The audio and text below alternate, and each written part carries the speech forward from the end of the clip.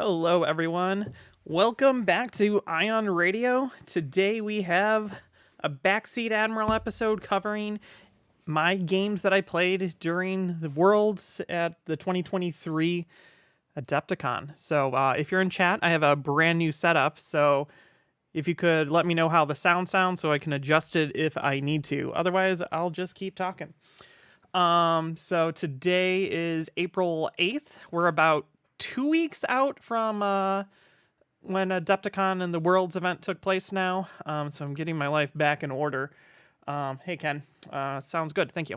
So getting my life back in order. My basement still looks like a bomb went off of it, but that was because there was a lot of other stuff going on in my basement at the time as well. So I got a new computer set up and everything running.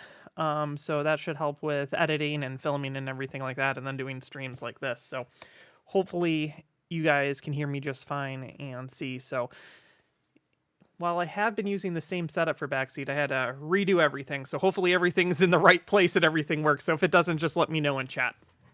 So today I'm going to be talking about the games that I played at Worlds. I qualified because of winning Gen Con and got to play in Worlds. This is one of those things that Ken and I had a lot of discussions about leading up to Worlds. Like, if we get the streaming, do I play? Do I not play? And we decided together that if I had the opportunity to play in Worlds, I should play in Worlds, just so then there's no regret, not playing in Worlds, that type of thing. And that's one of the reasons why we had such a great cast of people that we surrounded around us for the streaming, such as Ryan and Garrett and Adrian, to help us out in case, like, if I was playing, I wouldn't be there to help Ken, so he needed some more people. And then, like, if I won and continued on to day 2, he would need help there too, and I did. And then I didn't make day 3 because I got throttled hard in day 2, which we'll go over all those games.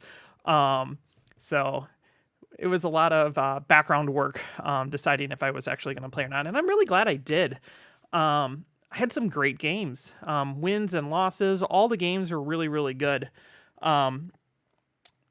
Did I get some rest and recover afterwards? No, I just had to hit the ground running again. When you have a kid and he's like, I think he's 13, going on soon to be 14 months, so he never rests. So then you never rest. And Ken and I have kind of taken some time off of recording because we usually have a pretty routine schedule for recording, and we've taken a break and we haven't gotten together since Worlds to get our lives back together. So there's a lot of different things that we need to get prepped for the next phase of recording, because Worlds took up a lot of time with planning.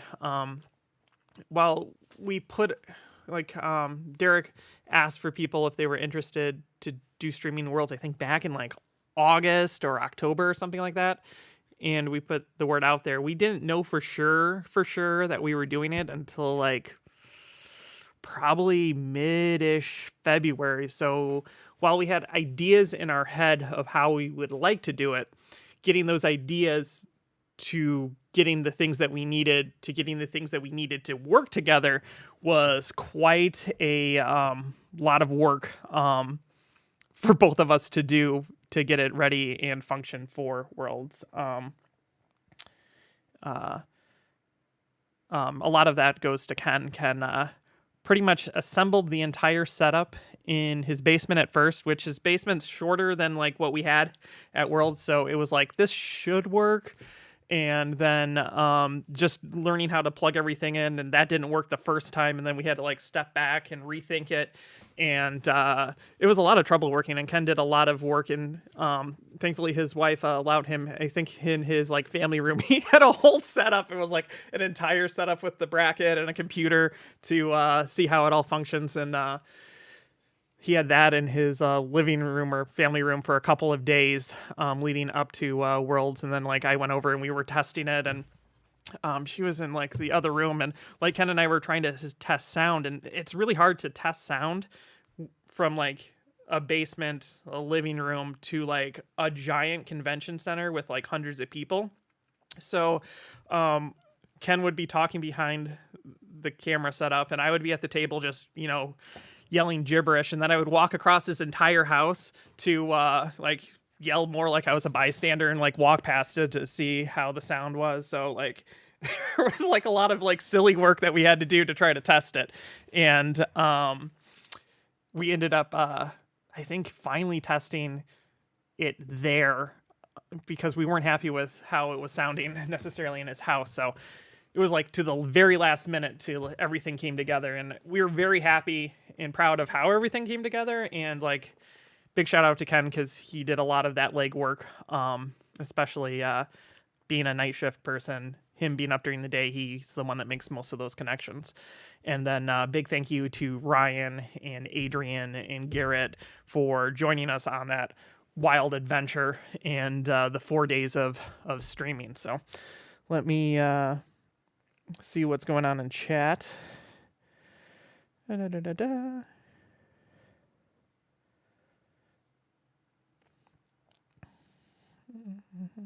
Well, thank you. We thought it was a good setup too.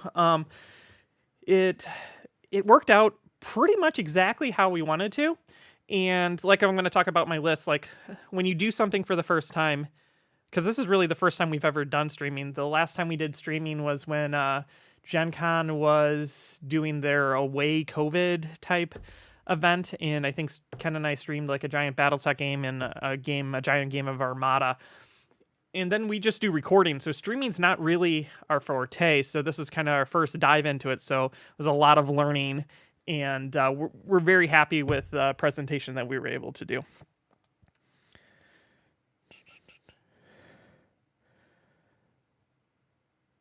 Okay, so let's talk about leading up to Worlds and my idea on list building.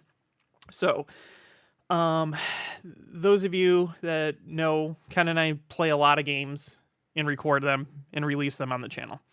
And you guys honestly see almost all the games that I play, mainly because of how much time that takes in life to edit and do everything like that. So I don't get a lot of time usually to play lists that aren't on the channel.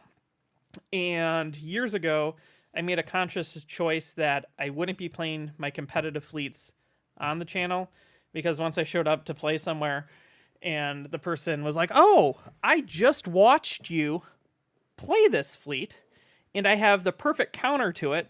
So he pulled out the perfect counter, and then I had to play a game when I don't get that many games outside of playing on the channel to play something that was perfectly designed to counter me. And I'm like, I don't think I'll ever put a competitive fleet that I'm going to run on the channel again, because that's just not cool. But with planning for Worlds, I didn't really have a lot of time to decide what type of fleet I wanted to play. I knew I wanted to play onagers in some way, shape, or form. So the Chicago area, usually before major tournaments, they have like a pre-tournament. So there was a pre-Adepticon tournament that they held like a month out. And because I don't get to play like cool, fun ideas that often, I decided I wanted to try a double onager build, and I wanted to have a Star Destroyer onager, and I wanted to play Blue Beam because I've never done it before. And I modeled it kind of after, I believe his name's Peter Saber. He's from Europe. For a while, he was playing this list, and he had like 10 generic TIE fighters that he would drop, so then he had like 100% deployment advantage. So I kind of used that as an idea for playing this double onager fleet. So it was like one red beam and one blue beam. And some games it did well, some games it didn't. I got tabled by one of our local players for the first time. That's like the first time I've gotten tabled in years. So I'm like, I can't bring this. Like, as fun as it is, when Blue Beam goes off, it's like the most satisfying thing in the world, but it's just not good. So then, like, it was the week of Worlds, and I still hadn't decided on a list. So I was talking to Ryan, and we were just shooting things back and forth. And I came up with this list idea, and again, didn't really know what I wanted to play, but I knew I wanted to play onagers. So I made like this stripped down, bare naked onager test bed list with some rogues In case jokes on me, in case someone didn't bring fighters, the rogues would mess them up really bad. Everyone brought fighters, and that didn't go well for me. And then I'm gonna give Ryan flack here. It's out of love, but he insisted that this Gazanti would be the best thing in the world, and I wouldn't regret it. And as soon as I played game one, I'm like, oh, I wish I could change my fleet. But I would do so many different changes. This fleet wouldn't look like what it would after playing it for the first time. So I'm going to go through the fleet real fast and talk about some building ideas, because if I kept going in the thing, like there's just so many games that I would be playing. So let's flip it over to that. Okay, so I have an Onager test bed with Rami, Intel Officer, Veteran Gunners, and then Red Beam. That's it. And then I have an Onager, Intel Officer, Veteran Gunners, and Red Beam. That's it. And then I have the Gazanti with Vader, Slicer Tools, and Suppressor. So the idea here is that when people come near you, Suppressor exhausts their defense tokens, and then you can like slice like squadron fleets or engineering fleets away from whatever they're doing. And then I don't need to command squadrons because all of my squadrons are rogue. So my squadrons for this is Mornaki, Bosk, Tell, Captain Jonas, and then I had some accuracy control. We'll get back to that in a second. And then 2 fire sprays. So like I said, if you didn't have fighters, this list would wreck your day. But everyone has fighters because it's Worlds. For objectives, I have Most Wanted, Asteroid Tactics, and Infested Fields. Now, the idea behind Most Wanted is it's just an extra dice, and I slap Most Wanted on the Gazanti, and it is what it is. Which kind of doesn't actually work with it, because the Gazanti actually wants to get in close to use Slicer Tools and Suppressors, and then the extra die kind of just helps it die. Asteroid Tactics, I get Extragoths, so then hopefully I can position the Extragoths with my fighters to help eliminate their fighters quicker, and then I can use it to obstruct with Rami. Same idea with Infested Fields. I should be able to collect some points on my side and then move the Extragoths into a position to help fight fighters, while my fighters then can help finish them, so then I can attack ships. And then Rami can obstruct. So, back up to the beginning. Knowing that if theoretically I made it to day 3, I would have to play, I think it's like 11 games of Armada, and that's a lot of like mental load, especially when you're starting early in the day, and then like I had to be there at like extra early for an hour to help set up, and then an extra hour afterwards to tear down. So that's like a 14-hour plus day. I didn't really want to think. So that's what this fleet is kind of designed to do. I activate an Onager. I pick up the dice that are appropriate for Red Beam. I roll them. I pause. I Intel Officer something. I look at the dice and I sigh sadly because there's not enough damage or not enough accuracies. And then I Veteran Gunners the whole thing. And that's it. That's all the moving parts. So you don't really have to think about things because there is no choices. It's just what it is. And my hope was that I could move Jonas forward, and then that would be my red dice, like, accuracy control. The problem is, Jonas died, I think, every single game that I played, and I think over a course of 8 games, I may have gotten 1 or 2 accuracies with Jonas. So, I did not have time to play this fleet before going to Worlds. And like I had 3 games of double Onager that wasn't really similar to this before, and then I'm like, Blue Beam sucks, even though it's really fun. So I had to change it to this. So I hadn't gotten this to the table.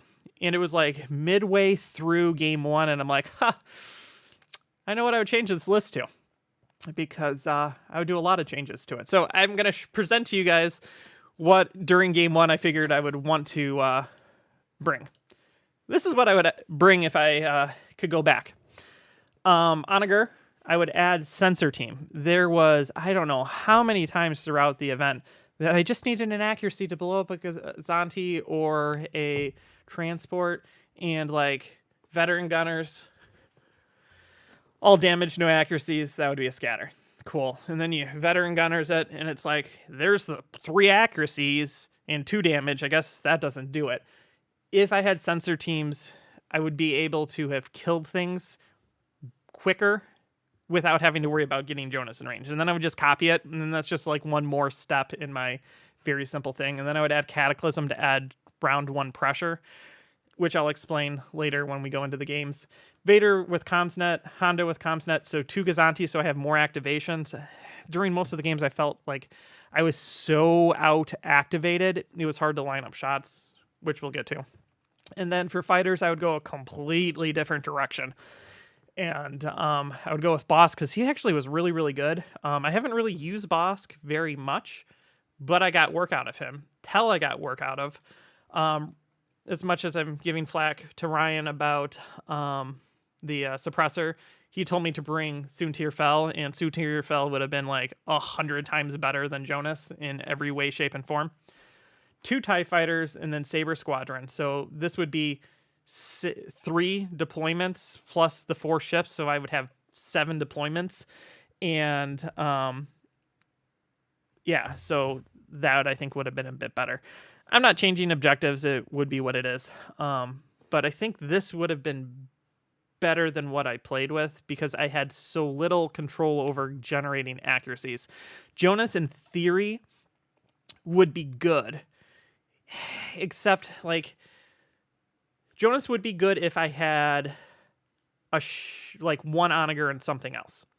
But because, like, both Onagers want to go first, there's nothing else to go first to throw Jonas in the way. And if I throw him during the squadron phase, he just gets eaten by the other player every single time. So, yeah, that is how I would change it. So, I'm going to read comments and see what you guys have to say, and then I'll dive into the events and lists and things and how they went. So, let's see where it is. Where was I?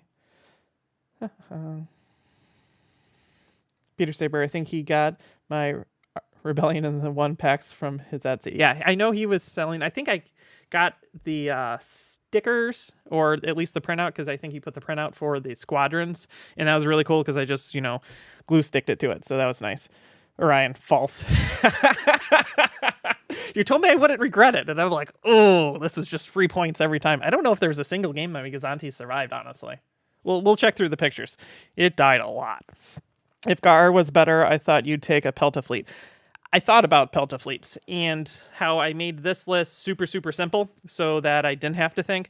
Pelta list and Gar list are too mentally exhausting for doing this for so many days, especially because it wasn't like I would be busy. So I was there before Adepticon started, 14 hours plus on last chance qualifier, 14 hours plus on day 1, 14 hours plus on day 2, and then we had to pack up on day 3 afterwards. There wasn't a night that we got to bed before like 12:30ish and woke up by 6. So like Pelta list, while it could be really, really good in Gar, it's just too mentally exhausting with how tired I was going to be. So like it was just going to be really bad. Oh, what was the old list? It's basically the same thing, but with less upgrades, more rogue fighters, and then instead of 2 Gazantis, or are you talking about the Blue Beam?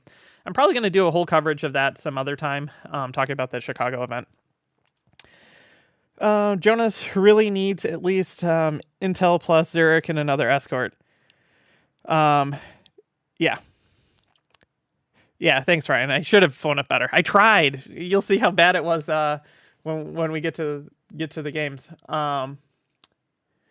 What I should have done is not flown the Gazanti better. I should have flown it once before I went to Worlds. Some people were like, yeah, I've played my list like 80 times in the last 3 months. And I'm like, I don't think I've played 80 games in the last 2 years. Yeah, so, okay. So let's check out Fleet 1. Okay, so my round 1 matchup was Nathan. Nathan comes from Omaha, Nebraska, and he has a Piat list. And back again real fast to my fleet design. I chose to go at 400 points so that I never had to think about going first or second. And almost every single game that I played, other people were thinking the same thing. It was a roll-off, and then I had to decide anyway, so brutal. So Nathan won the bid, so he chose to be first player and chose my Infested Fields. So he has an interesting MSU style Morello fleet, which I'm like, oh, that's not what I want to see in round one. So he has a Gladiator 1 with a Admiral Piet, Tua, Ordnance Experts, Engine Tech, Assault Proton Torpedoes, Demolisher, and Electronic Countermeasures to help keep it alive. And then he has a Quasar 1 with Admiral, I'm going to butcher this name, Chiryu, something like that. He's the one that you don't see very often, but he actually is really important for this style list because you're allowed to move even when engaged distance 2, which is usually all you need to do to, wiggle Lambda around so that you can trigger Morello. Flight controllers, because adding blue dice is good. Expanded hangars, boosted comms, and Squall, which is all part of that Morello jank nonsense. He has a Raider 1 with Darth Vader and Corvus. You'll see a lot of Corvuses, and it really hurt my fleet because I think I only had like 6 deployments. So people would drop a Corvus, more fighters than I have ships, and then be able to reposition it. So it was really hard to line my onagers up on target because of Corvus and things like that. A Gazanti with Titus and Commsnet. A Gazanti with Commsnet. And then for squadrons, he has Morello. Bleh. And this is like the first time I've played Morello in a competitive way because like Ken and I have played it in kind of like a jokey jank way. And so Morello jokey jank way is still really good. And Morello competitive is really good. Mauler, Tempest for escort because you got to keep these guys alive. Black Squadron for escort because you got to keep these guys alive. And then he had 3 Lambda shuttles. And that's to move tokens around to power Morello. So that's his fleet. Let me pull up the game. Okay. I forgot to take a picture of the first round because, it was just exciting to get going, but you just back everything up slowly. That's kind of where I'm at.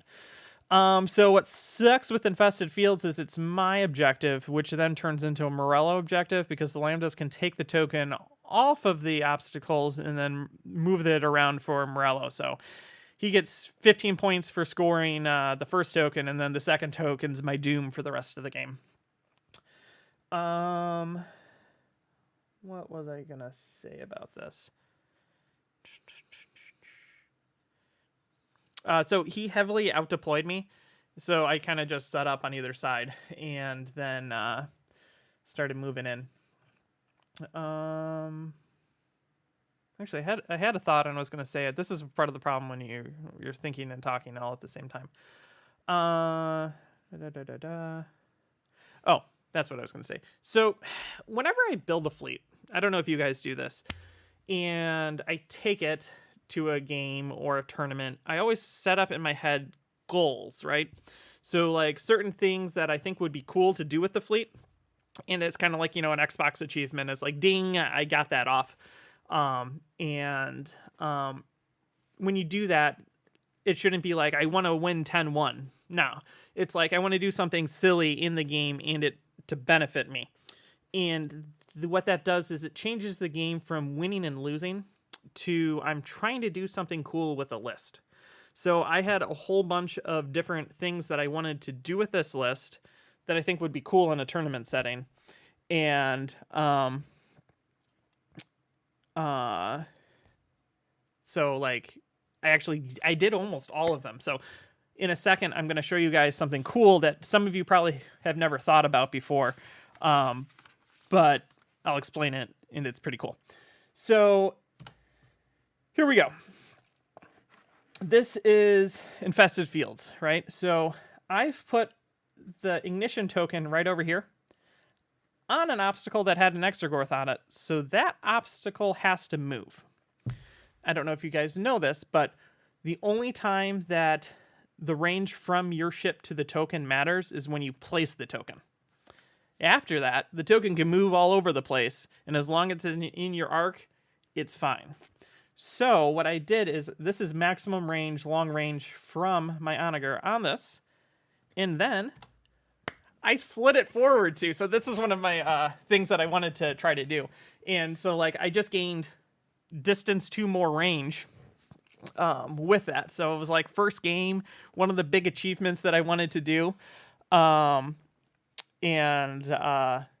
check. So I was super excited about this. I don't know if Nathan was excited for this as I was, but it didn't end up panning out because the only shot that I had after this Quasar moved was against this Gazanti. And even after re-rolling, I was not able to get an accuracy, which is like, this is when I'm like, I really need sensor team. Because the Gazanti would have exploded. But, because the first roll had like tons of damage, even like with discarding, it would have been great. But I needed the accuracy. And as you can see, I think Jonas has already died in this shot because he murdered Jonas really fast because of Morello. So like, this is when I realized I would like to start over, please. But I couldn't, so I had to play 8 games with this. So there you go. This is where it is. His Raider has snuck behind me. His Quasar's here. His demo has moved into the side.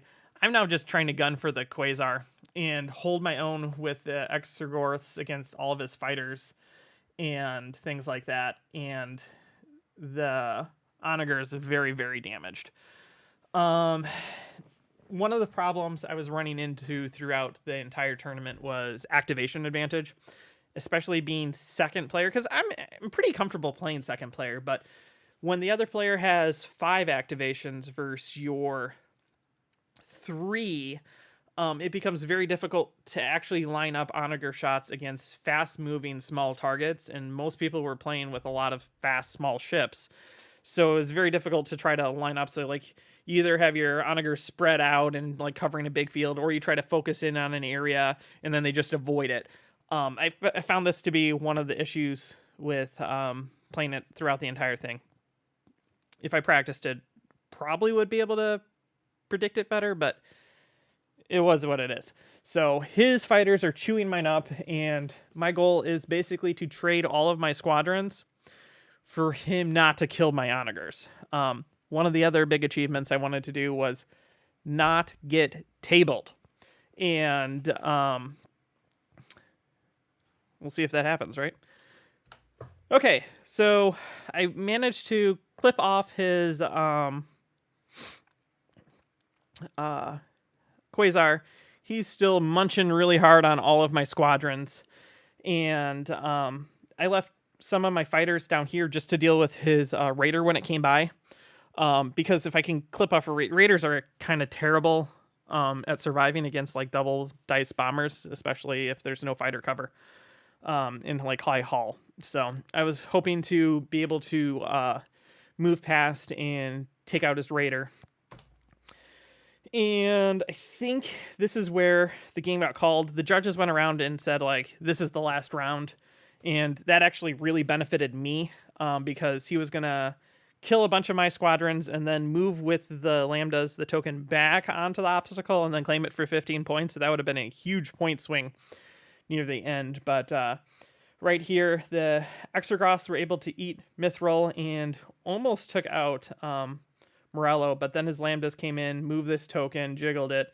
He killed my Fire Spray, and Morna survived. So that's how the game ended. He took out one of my Onagers with, of all things, a Gazanti, because it was already so wounded. And then my other Onager survived. So this was actually a really close game. With the tokens and how much we killed between each other. He killed 240 points worth of everything, and I took 213, so an MOV of 27 and 5-6. So even though I lost, I'm like, I'll take that against something that would really just chew me apart because it's Morello. Like, I have like almost no defense against it being second player. It's just going to chew through me. So that's the first game. And I got one of my cool achievements checked off with the moving an obstacle with the objective closer, so you had like extended range. It's one of those things, like, Ken and I don't play very many Onagers on the channel because for the most part they're not super fun to play against. But competitive, everything's okay. Like Morello, we also try to avoid that. But like having an idea like that in your head for a long time and then actually being able to do it was really, really cool for me. So I'm going to check back on chat, and then we'll jump to the next game. Let's see where we're at.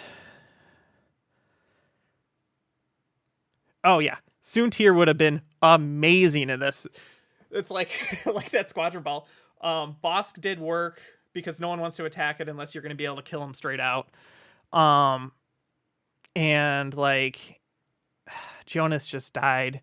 I kept moving Tell and then not shooting with him is because after I play a game with someone, I want to be able to ask like, what would you think I should have done differently? Or, you know, that whole conversation, because I think every game should be a learning game no matter where it is, because there's always something to learn. And he's like, I can't believe it. Like you could have killed some lambdas, but you moved Tell and then didn't shoot with it. And I'm like, oh. And that's what happens when you're in a competition and there's a time clock and everything like that. You forget things. Not that Tell would have done damage, but like you forget triggers. And that's one of the reasons why I try to simplify the onagers down as much as possible, was so then I wouldn't forget a step like roll dice, pause, move dice, intel, reroll, because dice are terrible. But yeah, Soontir would have been great. The amount of time spent on deployment and setup during Worlds was so different from the LCQ. Yes. I don't know if it was just because of moving so many people around too from table to table. Like when you got to your table, the amount of time to get everything back out also was in it. But I felt like half our time was gone before most round one started, which is crazy because up until Worlds, I don't think it's been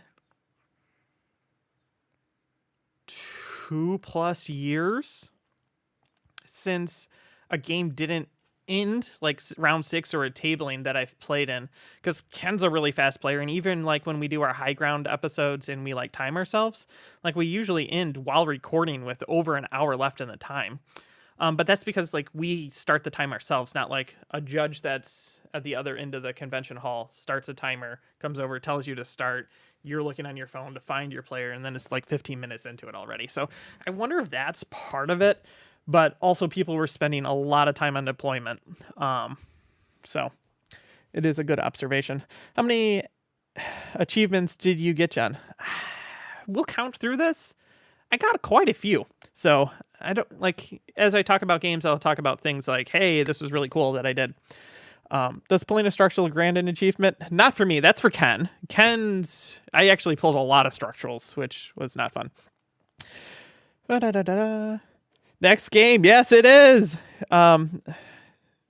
Ready? Let's talk about your fleet. Let me exit out of this, exit that. Next fleet. Round 2. I got to play, I apologize if I say this wrong, my wife, the Southside Irish Chicago girl, because I don't know if you guys know this, but like Chicago has like the second largest population of Polish people besides Poland. She insists that this name would be spelled Yarslaw. So hopefully that's how you say it. She says the J sounds like a Y, not a J. If that's not the case, let me know, and then I'll correct it in the comments. So he's from Poland, and this was a really fun match. And he cursed me because of it. And then he really wanted me to tell you guys all that it was him that I had such a terrible day on day 2, because he cursed me because he said that I should have told him earlier that the Starhawk was not going to do well at Worlds. And I'm like, I kind of thought I said that. But that is what it is. So we're going to talk about it. So he has a bid. It's 387, so he got to pick second because he's a Starhawk list. He has a Starhawk Battleship Mark 1. So this is like, there's a couple different types of Farmhawks. Like, I prefer personally the Starhawk Battleship Mark 2 because of longer range dice and longer range flak. But the other version of this includes the Magnite Crystals and Concord to like speed 0. So it's Crystal Agate, Ramus Antilles, Whale Explicics, Boarding Troopers, Yes, I love boarding troopers.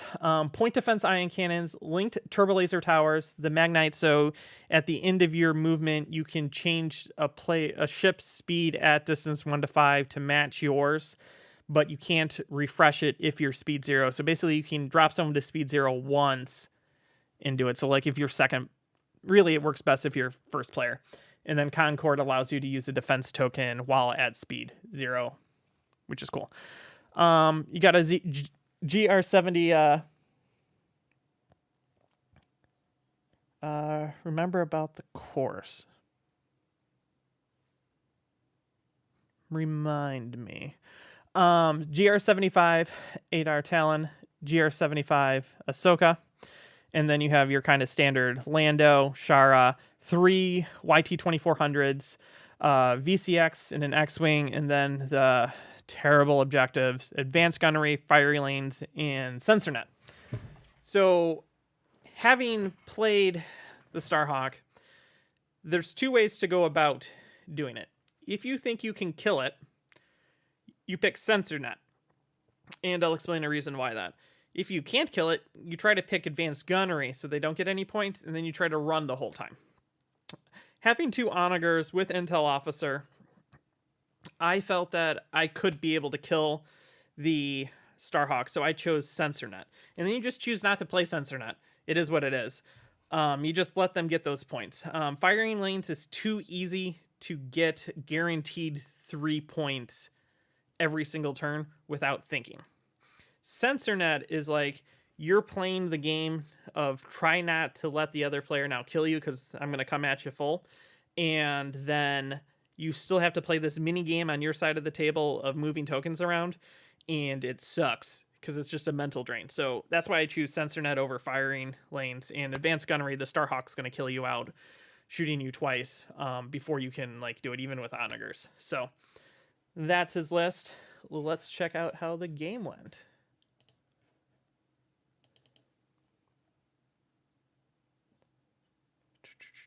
Okay, so he highly out-deployed me. This is like started to be a pattern throughout the day of having terrible deployments.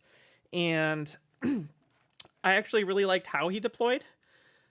He set up a transport here with a VCX and Shara with a token close by, all off on its own. And then he set up another transport with the rest of his fighters here before he could put a Starhawk.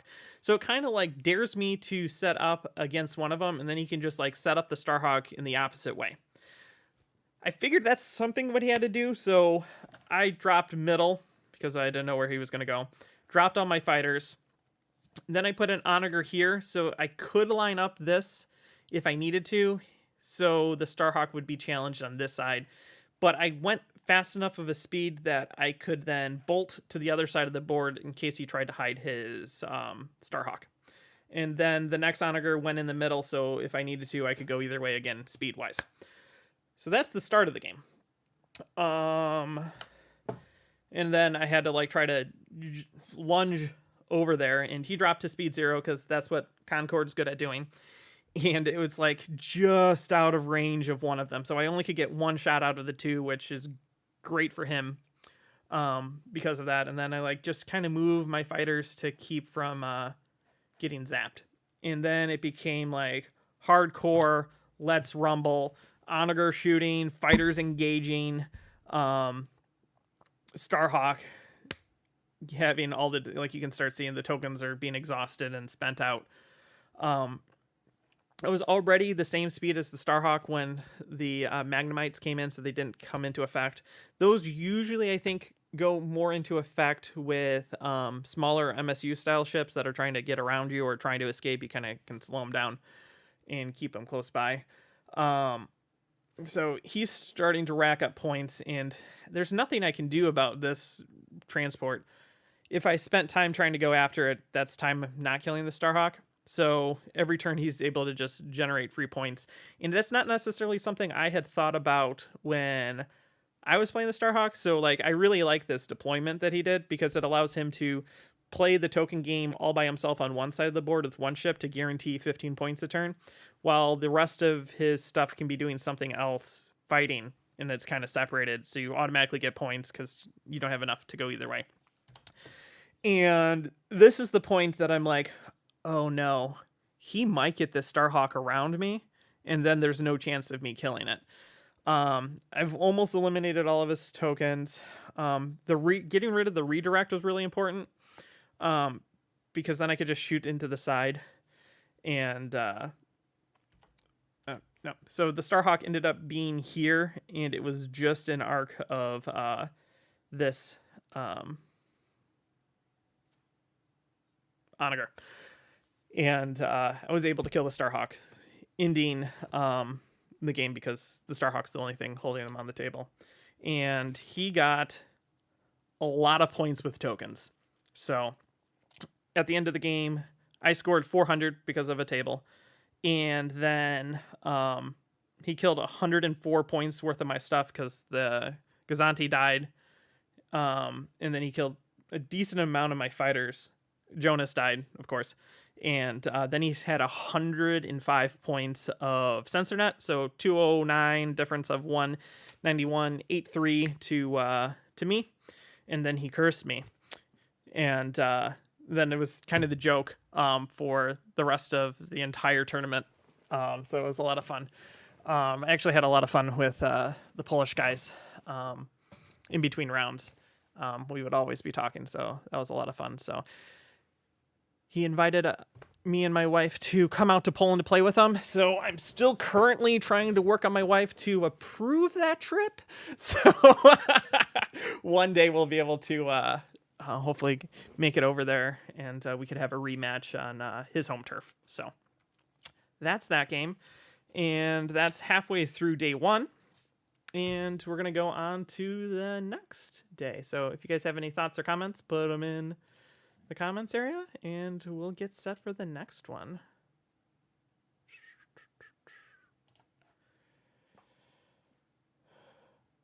Okay, here we go.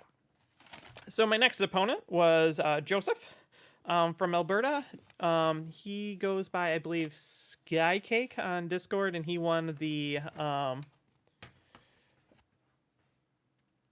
the Worldwide Tour 10. Yeah, Yarrick had a rough day. So as bad as the day that you had on day one is as bad as the day I had during day two. So we'll get to that in a second of me trying not to just get tabled every single game. It was really rough.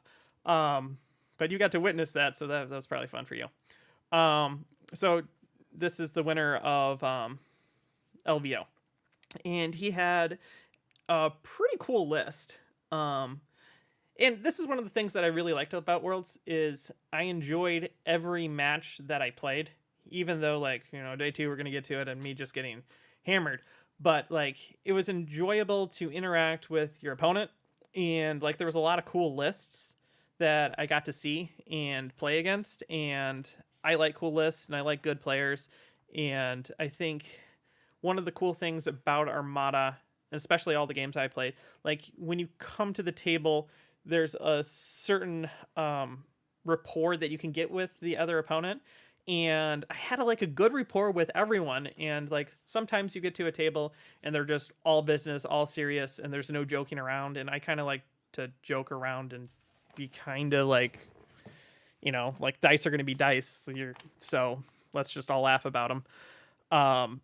And I had that with everyone, and that really made the day go by really, really well when you can interact with your opponent and be excited for their really good roll that does a lot of damage to your ship, and then, you know, laugh about your roll that doesn't do anything, and go back and forth and just have fun playing a game, especially at like super high stakes.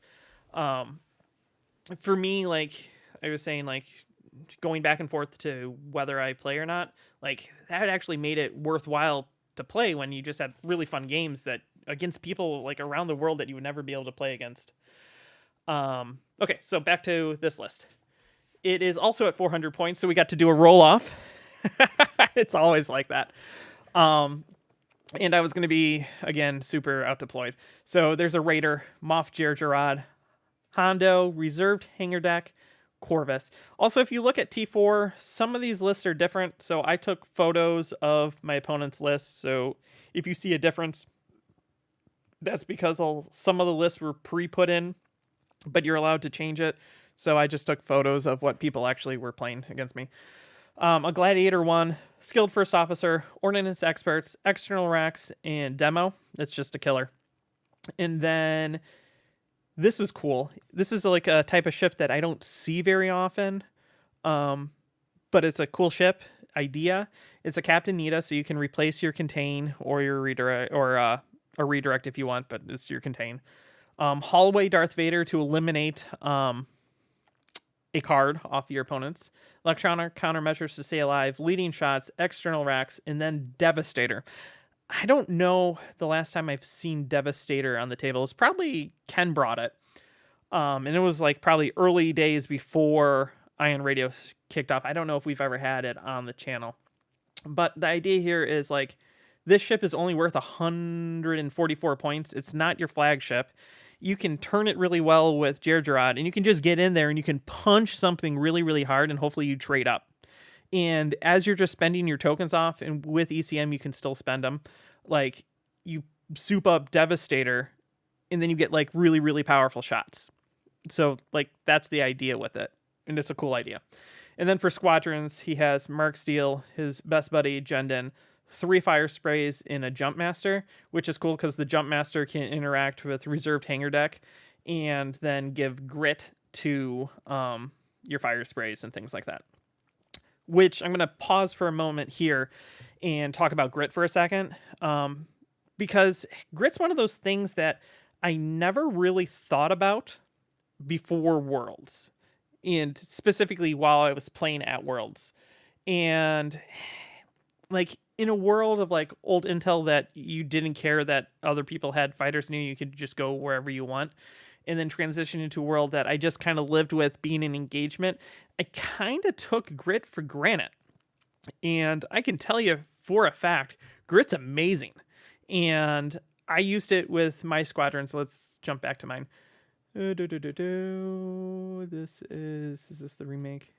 No, this is what I brought. So like Bosk has grit, Tell has grit, and Jonas had grit. So like I was using grit more than I think I've ever used it, because for the most part, like Ken and I, again, because we do the channel and everyone likes bloodbaths, so like we brawl in the middle of a table with fighters, and then we don't really consider grit. And it is so underrated. And like almost every game, grit came into effect. And it's one of those things, this is what's cool about going and playing people that you've never met before and you've never played with before, because you get ideas on things that you don't normally think about. Like this is a really cool ISD, and like grit's really good. And when I eventually, if I decide to do more tournaments, I think I would actually take grit into consideration over other squadrons because of grit. And a lot of times, like you could get pinned down by, I'll get into it specifically it's a couple of games down, but someone who has like a very light fighter screen, like grit's super powerful. You could kill like one thing and then jump over that squadron with grit, instead of being stuck. And like, the fact that I've been going back and forth between like Merrick Steele and Darth Vader being the best, TIE defender, but like grit on Steel actually means something because Vader doesn't have it. And in some games that actually took an effect against me.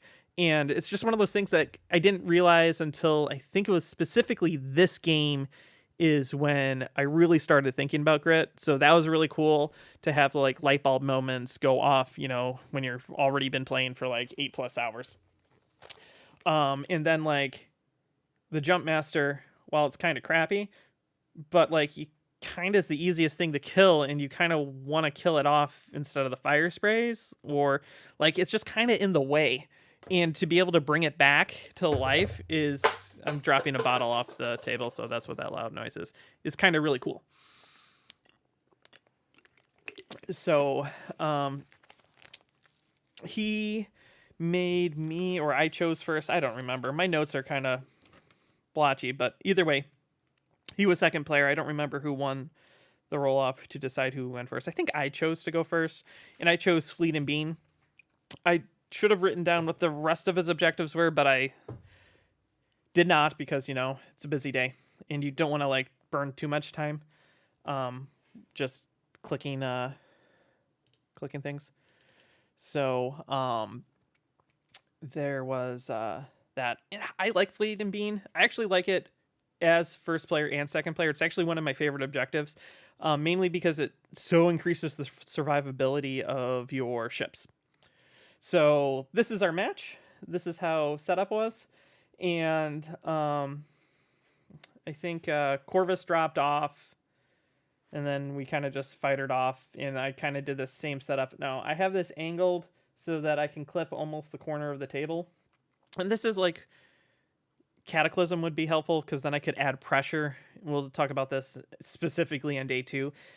Cataclysm, not necessarily for the first round shot. It's actually used for first round pressure to force activation in your advantage when your activation down. And I didn't have that, so it was hard to do.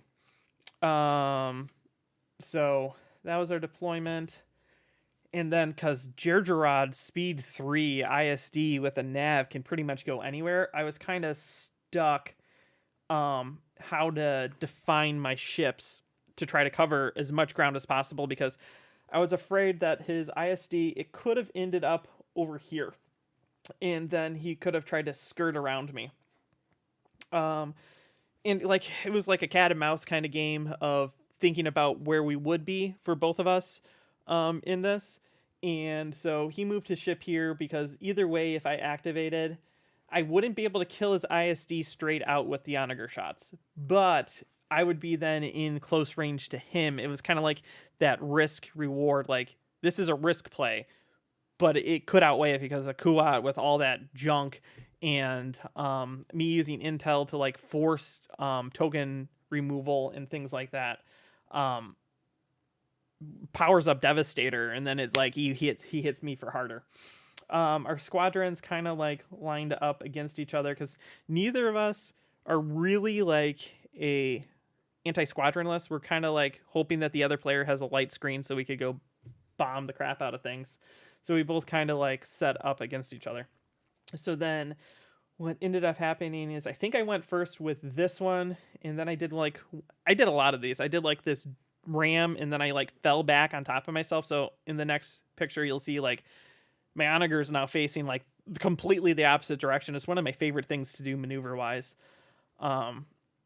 And I think this is like one of the few times that Jonas actually got into play, and then I of course ran him over immediately. But like you can see, like these guys were heading this way, and then I did like our juke ram to here. And with me bringing a light fleet of like almost nothing on it, he used boarding trooper Vader, and he was laughing to himself. He's like, I don't know what to discard. Like, none of it's actually any good. Like, yes, my simplicity has confused you. But as you can see, this did not go well. A lot of damage went through. I used Intel Officer on my first shot against his brace, and then I accuracied it with Jonas. And I did that because it was like one of my best rolls for the whole tournament. It was like tons of damage. And I did that because then he had to use ECM to use brace and discard it, which kind of is a feel bad moment. But I think it was like a pivotal moment to try to take down the ISD because of that, because later on, then I can start blocking his evade and his redirect without him having ECM to free it up easily. If I got more accuracies, because locking it down and then forcing the ECM to discard it, I think was important. Our fighters became in this lock of death here. And sadly for me, Demo is really good at killing squadrons when it decides not to go after ships. This onager, I don't think you can see it. It ate a double arc from this ISD, and it has like no shields on it and like a ton of hull damage. Hopefully I have a picture that pulls back a little bit farther, and it's about to explode. But obviously, the next turn I activate with this guy to kill the ISD. And you can see cards are starting to pile up on all my stuff. My Gazanti died, like usual. My fire sprays died really, really fast. And then we're just locked in this like scrum here of fighters. And both of us at this point are like, how can we disengage our ships while still trying to do damage to each other's squadrons and things like that? Because like if he's able, I know like if he's able to swing this gladiator around into the rear of that injured onager, it's gonna die. Like it's moments away from death. And as you can see, like we disengage, and I'm just like, I'm gonna try to not lose this here. And I think this is in game. As you can see, like I've lost a bunch of fighters. He's lost a bunch of fighters. So the end of the game came down to, that's the wrong sheet. I killed 234 points plus objective tokens from being lost, because on the last turn his ships landed like here, and then my ships landed like here, and then our fighters, beat each other up. To his 130 for an MOV of 104 for a 7-4. It was a bloodbath fight, and like if he got one more activation of anything good against that onager, it goes down and I lose the game. It was a really good game. It was fun because both of us were rolling like decent on our dice. Like I hit his ISD hard with my onager, and then he repaid me with his ISD shot into it. So it's kind of cool when you're both rolling good. So that's that game. And now we're on to the last game of day one. And I'm kind of mid-pack. And I come up against Andy, who's from Minnesota. And I have met Andy at previous tournaments before, but I've actually never played Andy. He played this really cool, I know if you guys watch the channel and Backseat, I love Ruthless Strategists as a card, and it's one of my favorite cards. And he played this cool like TIE Bomber Victory Ruthless type of fleet back in when regionals were still a thing, way back when, and like in the early parts of Iron Radio. It's probably in our first 20 episodes. I think I played his fleet because I thought it was really cool. So we've talked about that, and he's always really cool to talk to when you're around a Armada tournament. And so I was excited to play him. I think I told him like midway through the game, I'm like, you're exactly how I thought playing you would be, because sometimes you just know when you can click with another player and play a cool game. And this was a bloodbath of a game. It was intense. So let's go over his list. It's a Sloan list. You all know I love Sloan. I like the setup. It's a fire spray. It's got Sloan on the Quasar. Skilled first officer, flight controllers, expanded hangar, boosted, and pursuant. This is kind of how I run a lot of my Sloan lists. I like pursuant over Squall for my Sloan. I think it's just really versatile. And then an Imperial 2 stripped down. So this Imperial 2 is only worth 43 points because it doesn't have Sloan on it. And it's kind of like bare bones, does what it needs to, and you can just use it as like a straight up, I'm going to go into your face and brawl, which is actually a pretty good way to do it besides like the old school like Christmas tree out what's it called, Avenger style like Kuwat / ISD2. So it has Nina, it has gunnery teams, which I think is really important, especially in MSU world, electronic countermeasures to stay alive, and then link turbo laser towers for a reroll. If I were the list, I prefer XI7s, but like if you're Sloan, you eliminate all their tokens, so it doesn't really matter. And then this allows you, if you want to gunnery team squadrons down, which is kind of what he did in some of the parts, it allows you to add extra dice and it hurts. Gazanti with Hondo and Comsnet. And then for fighters, he has Darth Vader, TIE Defender, Bane of My Existence. It has Merrick Steele, Jendon, Mauler, 2 TIE Defenders, Saber, and Black Squadron. So I look across at this and I'm like, Well, my fighter screen's dead. It's gonna die really, really fast, so I have to try to be strategic in the way I play it. He also has 400 points, so this is another roll-off. I don't remember who chose, but I ended up second player, and he chose Asteroid Tactics. So let's get to that. That was one too far back. This is round 4. Okay. So again, I was heavily out deployed, so I decided to go with this side by side, and then I could go in between either one. Quasar off to the side, fighters bunched up. This is my flagship, which is down last, so it's like facing down an ISD-2 that's going to come sprinting across the table to me, so that's going to be a little bit bad. And it begins. I made a mistake, and my fighters are slightly too far forward, so this fighter right here, Mauler, is going to be able to land right here, splash everyone except for Bosk, boo, and lock me down kind of right where I'm at. So that super sucks. And then his actual fighters that could go bomb me, like defenders and stuff, land in front of me and are just going to wreck me. At this point, I made a mistake. I only realized this like a couple days ago. Asteroid Tactics allows you to put the extra on any obstacle, not just asteroids. And after game 4, I totally forgot about that, because this obstacle here would be great to put these on, but I think I mainly just kept them to asteroids the entire time. You'll see why. So I'm going to try to gun the ISD down if I can, but he's first player, so he's going to have an advantage there. And if not, then I want to shoot the Quasar. And here we go. Here's the brawl. So you can see, like, the Extragoths are here. It would have been really good to, like, put it here so I could start hitting his fighters. And I forgot about that. But anywho, Vader was over here annoying this guy. This guy is getting smashed in the face by this ISD.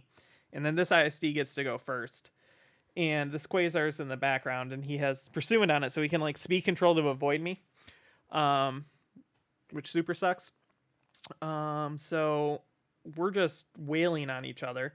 As you can tell, there is no Gazanti because it died. I was able to slice. I had the choice between slicing his Gazanti or his ISD, and he still had fighters to activate. So I went with the ISD and sliced him to something like a Confire, because I didn't want him to engineering, because I was planning on blasting him, because I was blasting him with the Onagers, and I didn't want him to heal. I didn't want him to have a nav, because I would want him to be trapped right where he's at. And I didn't want him to have a Squadron, because Squadron was going to really, really hurt me. So I'm like, Confire. And guess what? That Confire is what killed the Gazanti. He needed an accuracy to kill it. And he rolled enough damage, no accuracy, confired in, blue dice into an accuracy, killing it. And I'm like, I'm my own worst enemy. And I should have sliced the Gazanti, because the Gazanti had Squadrons, and then the Squadrons came in and messed me up. But hey, game 4, mistakes happen. So we continue. His ISD was able to slip by, but it's got a pile of damage cards on it. As you can see down here, this guy is really hurt. Like, you can see, like, 0, 0, 0, 1 shield on the back, at least 1, 2, 3, 4, 5 damage cards, and, like, Mauler is lacking. So, like, this is, like, a back and forth. This is, like, also a really cool grit game. So, like, I have Bosk here locking down Mauler, because I don't want him to splash me. And then he has a defender here, so then he's double with Bosk. Vader's here. Vader doesn't have grit, so I can lock it down with the fire spray. And then I have Morna here, because I need to try to do some damage to the ISD, because this is technically not engaged right now. And then the problem is Jendon and Steel are over here just whomping hard on my Onager. Both of them have, like, shots lined up against the Quasar. so it's really iffy, and then the ISD is just hurting me bad. I have this Extragoth here. My hope is that when the ISD activates first, because it's on fire, that it will fly past, and then I can do like a long-range rom shot through the Extragorth into it and try to kill it. That was the goal. And this is how the game ended. So, like, a lot happened on this turn to go from here to there. So what happened was this just barely didn't kill me. It moved here. So I, of course, activated this, which did a ton of damage to this, but then left it super, super wounded and ready to die, which when he activated his Quasar then, it was able to kill my flagship. And then this had to try to shoot, and maybe I missed a turn. Yeah, I might have missed a turn. But, like, when the game came down, we needed to finish it. So, like, the ISD got blown up as it flew by the other onager. And then this guy was sitting right here. And I was sitting on the debris field, going speed 1, not enough at speed 1 to clear it. And then I had 1, 2, 3, 4, 5, 6, 7, 8, 9 health. And I had a ruptured engine, which is if you change your speed by 1 or more, you take a damage, which is really bad when you have, like, I think I had 2 health left. So it was like I could take 1 and try to swing myself out, and that's only 1 damage, and avoid the debris field, or I stay at 1 and then I land on the debris field and die, and we're mutually tabled, which I would win with a 0 MOV, but that would super suck because I don't think I would make it then. But then, like, I had to be careful how to swing it, because if you look how everything's engaged, this is Vader unactivated at the time, and Bosk is holding him down there. So I can't land on Bosk, otherwise I'll free Vader, and Vader then moves in and kills me. So, like, this was like a super stressful moment in the game, and this was a great game. This might have been the most intense game of the entire tournament, and it was, I mean, look at all the damage cards. Like, we both, like, almost killed everything on the table. And, like, Fighters and Grit came into play because Bosk was able to kill that defender to free himself to then be able to jump here and do, like, this triangle of I'm going to hold everyone down. And then he didn't have enough damage between all of that to free Vader to come after me. It was crazy. It was just a crazy game. Like, 1 damage away from a mutual tabling. Yikes. So with that, let's see where it is. I ended my day after day 1 in 10th place with 28 points, and made it into day 2. And that's the last, like, good win I had. So everything from here, day 2, just went straight downhill. And a lot of the problems with my list that I had got exaggerated because, like, the players, it's not that I didn't play good players, but, like, the player fleets that I played in day 2 shifted, and then I was out deployed, out activated, out bid, and it became really bad. So let's dive into that. If you guys have any comments or anything like that, drop them in the chat. I'll take a quick break to check that all out. Also, I got my wife to say that I could show this. So this was a big dad moment for me when I was at Worlds. This was, like, the first time I've been, like, away, not at, like, work with my kid. So my wife sent me this picture. This is my little cutie. He's John. So this is my bed where I sleep. And this photo is usually sitting right here at my bed nightstand. And the photo ended up being a picture of the 2 of us, and he just walked around with it going da da da da da da because he missed me, and that made it really hard because I really missed him too. So that was really, really cute. So I just wanted to share that with you guys. That was on that day that she sent me that, so it was really cute. Okay, let's see if anyone has anything in chat that they're saying. Grid is underrated, absolutely. Jumpmaster and RHD is very good for 15 points. Yeah, it really is. Especially because you like don't want to waste your time killing a jump master, but it like gives superpowers to the fire sprays and things like that, and they're able to maneuver around. So it's good. Okay, so day 2, I am unfortunate enough to play Patrick.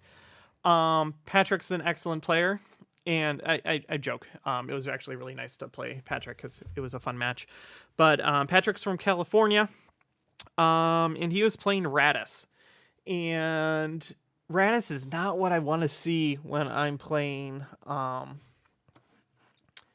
in Worlds Day 2, because Radis hard counters onagers. Especially with what he has set up, and you guys can see it, like he plays it extremely well, and there's like not much that I can do with this. So he has a CR90 Corvette A with Admiral Radis on it. It's a super expensive Corvette, but you're never going to be able to shoot it. It's got Ahsoka, engine techs, cluster bombs, which is an interesting choice, but like rolling 4 dice against something and it doing like almost guaranteed 4 points of damage without defense tokens against any fighter is really good. Link Turbo Laser Towers and Jaina's Light, which will both come into effect near the end of the game. Then the ship that's in hyperspace is an MC-80 Star Cruiser with Ray and Tilly's, gunnery teams, nav teams so it can actually maneuver, point defense ion, spinal armament, Link Turbo Laser Towers, and Mon Caron, which are both excellent. This is like such a powerful ship that you can drop out into your opponent. Then he has 2 GR75s, 8R Talon and boosted comps, and then the other one is a GR75 with Tauren in munitions resupply. For fighters, he actually has a very large fighter contingency. He has Lando, Wedge, Dutch, they're best buds, Shara. He has a YT-2400 and a VCX-100. So what's interesting about this fighter layup is, like, for the most part, you look at it and you're like, VCX is like kind of a weak link, but it isn't, because it allows him to play objective games that you choose on his end. Because most people, unless you're a farming list, you don't bring a YT or a VCX. So bringing it allows him to play token games, and it also allows him to extend range so he can reach out farther with 8R Talon to power one of his key rogue or key A squadrons to be in the best position possible to do as much damage to help keep his ships alive. This is a game that not only does he have a ship off the board, he also kind of like out deploys me and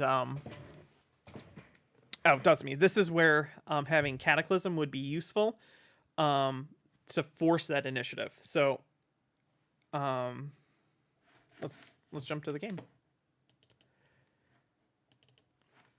I do have a missed photo near the end, so I'll have to talk about what it is, mainly because we were running out of time and I didn't want to like take a time out of possibly the game ending state, because I don't want to rip off my opponent, slowing it down when we got closer to time. So as you can see here, he can drop his transports, his CR90, and I have myself set up for a kind of like defense against Radis play, because I want to be able to cover as many points as possible so that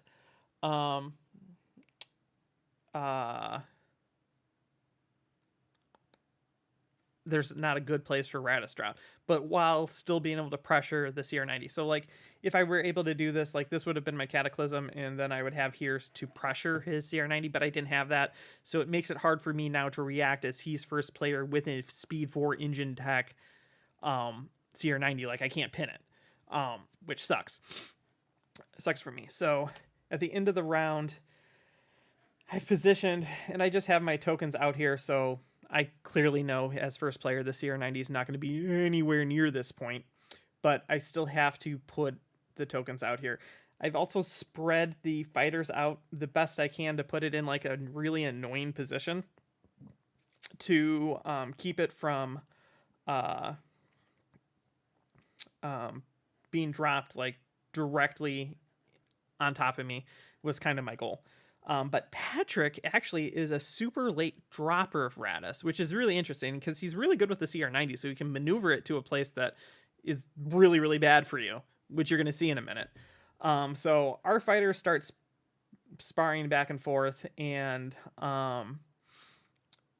Dutch does Dutch things, and I keep Bosk back, so try to launch it forward later on. And as you can see, his CR90 got around me. This is where things go terrible. I fighters are kind of engaged. I was able to kill off a transport. And look at this. Jonas, for the hero that he is going to try to help kill this other transport. Also, this is when Patrick asked if he could just use my dice. And I'm cool with that. I like when sometimes like you could just use the same dice that's tournament reg, so there's nothing screwy. My dice hardcore betrayed me, and this is where Yarick's curse really starts coming in. Because my dice were rolling like crap. And then when he Radis drops this in, it was crazy. Look where he Radis drops. So I am like double arced medium range into the side of this onager and the rear of this onager. So at this point, I'm like, well, I lost. And I have to try to maintain as many points as possible and not get table. Because that's going to be a challenge. Especially because this is speed 3. I can go speed 3. I can't outrun it. I can't outmaneuver it. He's first player. Bleh. And his opening shot against me with Monkaren, using my dice, were 2 accuracies and 7 damage against the side. I think he shot here first. Against the side of my ship. Gross. And then he's like, that was pretty impressive. Let's do it again. And then he shoots the rear of my other ship for 2 accuracies and 7 more damage. And I'm like, Dice, where were you this entire time? I could have used you in any one of the games in the first 4 games. And you decide to show up because Patrick wants to roll you. And I'm like, I just feel so betrayed. So that was kind of a funny joke. Not funny, but funny because, you know, the dice were like super hot for him. And they're my dice. Like, come on, Dice. Get with it. But then, like, you know, Shara just whiffed because my dice were like, okay, fine, I'll throw you a bone. And then one of those other achievements, like my goal was to use Bosk to kill out Shara. That was one of my other achievements that I wanted to try. Because Bosk is like, he's the bounty hunter, and as soon as he gets damage, he gets that free accuracy. And I can like kill out Shara really fast, and like Shara doesn't necessarily want to use her super counter against him because, you know, you power him up, but Patrick actually had it right. You do it because a lot of people just ignored Bosk the entire time, and if you just let Bosk get ignored, like that's usually 4 damage at a time that he's rolling in. So as you can see, super powered Bosk is going to chew up that. So I don't have a picture of the next round because time crunch. And so what ends up happening is, I forgot which one of these I activate. I think it was this guy. I activated this guy first instead of this guy because I'm like, that guy's dead. And what I wanted to try to do is get this onager out in front of him so that this one kind of blocks him back to keep him from being able to table me. This comes back to, I'm trying not to get tabled. I barely have survived the last 4 games and not getting tabled. So this game has like a super high probability that I get tabled, and I didn't want to. So I kind of maneuver this ship here, and then on the next turn, I maneuver it, and it ends up over on like the far side of where this transport was.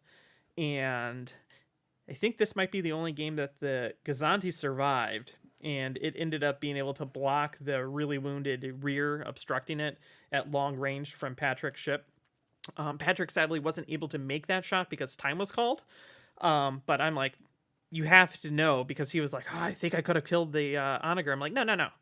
We're done officially. So just roll it. Like, it's better to know like what would have happened when time gets called. So then you don't like play things in your head like, could have this happened differently? Like, it's sometimes just really good to know how the game ends up. And it just didn't die. It's like survived on 1 health because he totally killed the other onager. And my other one survived on 1 health, which would have been turn 6. So it wouldn't have died. Yay. So that game ended up going, I killed 112 points of worth of things. He killed 196 points of things, and it ended up being an 84 difference for 7-4. And what sucks is, like, while Bosk was able to kill this guy, his CR90 was able to flip around, and I mistakenly put Morna in range of her blue flag on the station, forgetting that it's Jaina's light, and then LTTs was just going to murder me because I was 1 health.